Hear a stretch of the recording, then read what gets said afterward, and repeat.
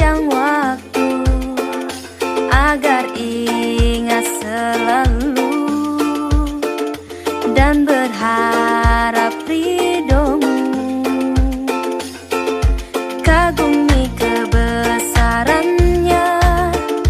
pencipta alam semesta, zat yang maha sempurna, tak ada yang menandinginya. Awali kebaikan dengan bismillah, serahkan semua padanya semata. Akhiri ucaplah alhamdulillah, segala puji hanya milik Allah. Tak ada yang sanggup menjaga semua.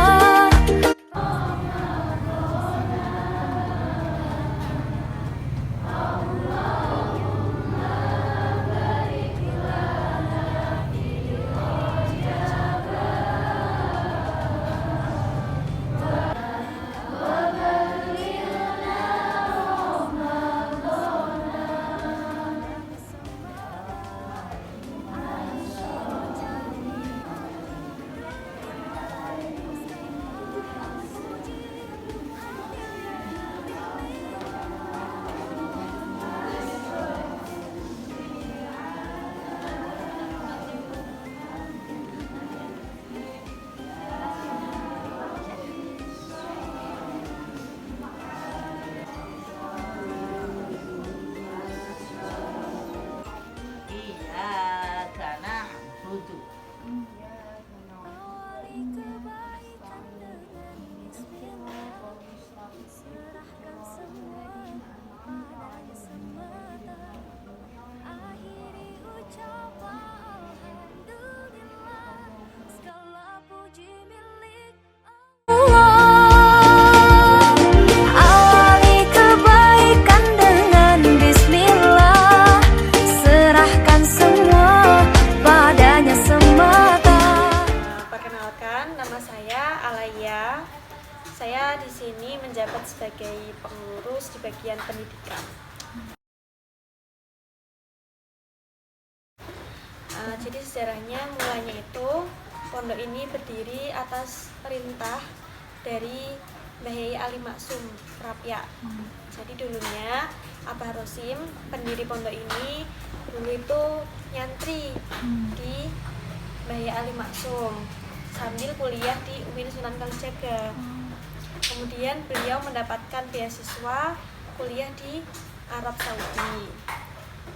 Dan setelah kuliah di sana dan mondok di Arab Saudi selama 11 tahun, Mbah Yai Ali Maksum itu memerintahkan Abah Rosim untuk pulang ke Indonesia dan mendirikan pondok di Indonesia.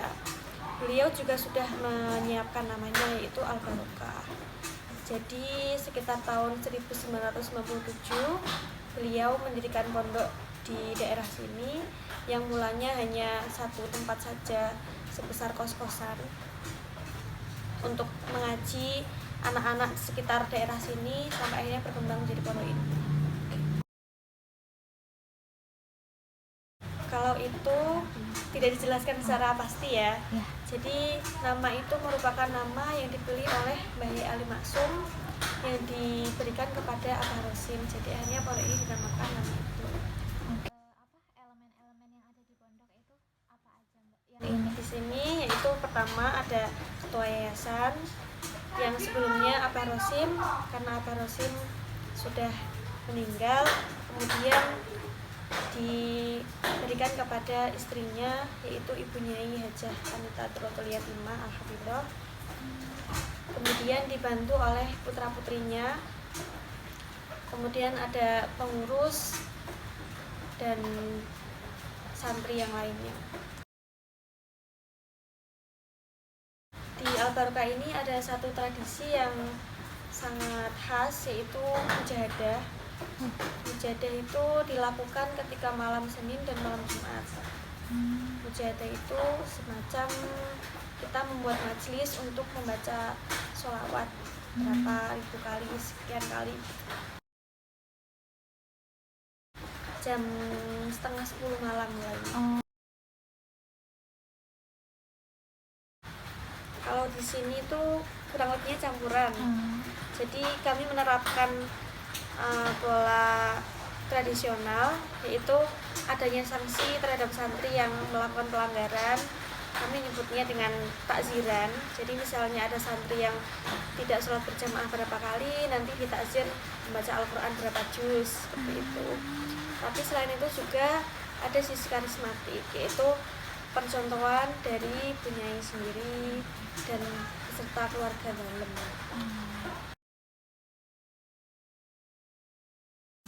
Untuk Bunyai itu sebagai pengasuhnya, tapi beliau juga memegang tahfidz. Untuk hafalan Al-Quran itu dipegang oleh beliau beserta dengan menantunya. Kemudian putra-putrinya itu mengajar di pengajian kita.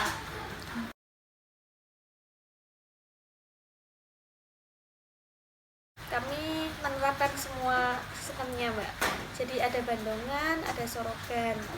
Untuk yang setiap harinya normalnya itu sorogan, tapi setiap malam Rabu itu seluruh santri mengaji menjadi satu, ngaji bandongan. Kan kalau normalnya itu mereka terbagi menjadi 5 kelas. Ada kelas 1, 2, 3, 4, 5.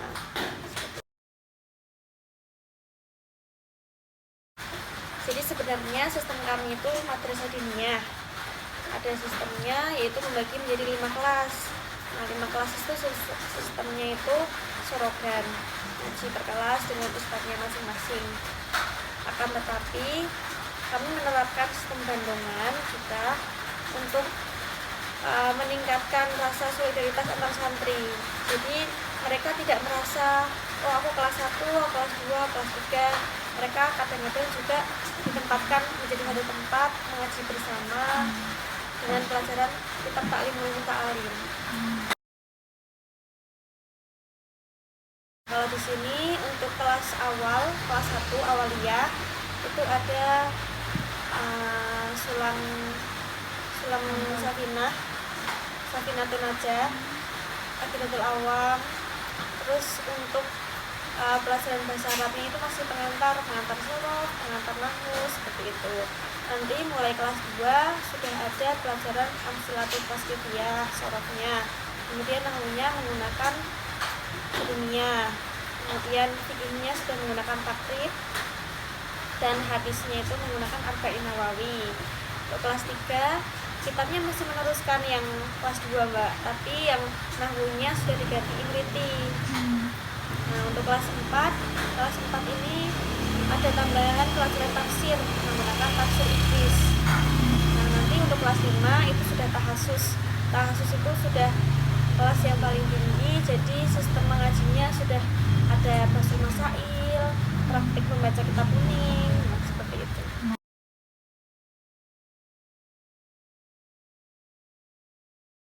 Untuk standar isinya SMP-nya tadi sebenarnya tidak terikat pada satu lembaga apapun, jadi kami menentukan itu berdasarkan keputusan dari lembaga kami sendiri.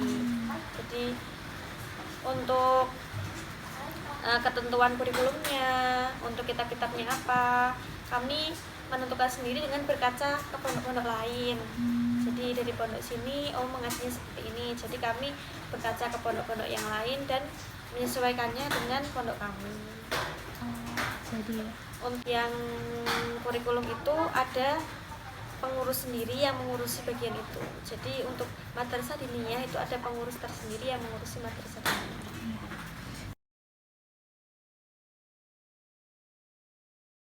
Untuk untuk pondok ini termasuknya pondok salaf.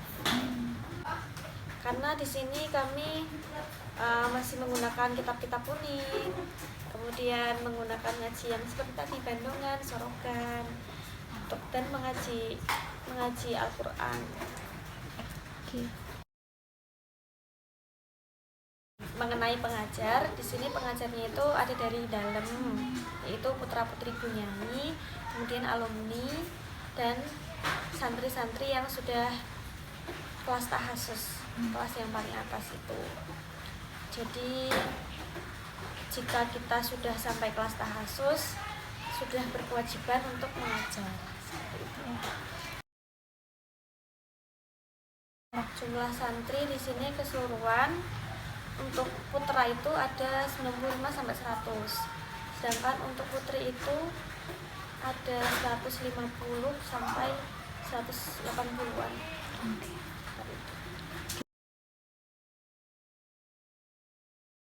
Untuk bisa lulus dari sini standarnya pertama pertimbangannya sudah lulus kuliah, kemudian yang kedua sudah lulus madrasah diniyah sampai kelas 5 tadi. Jikalau dia mengikuti program tahfidz, dia sudah lulus 30 juz. Program tahfidz itu sistemnya bukan wajib, jadi keminatan, siapa yang ingin ikut program itu ya mengikuti itu. Tapi jika dia sudah mengikuti program itu, konsekuensinya dia dinyatakan lulus jika sudah hafal 30 juz.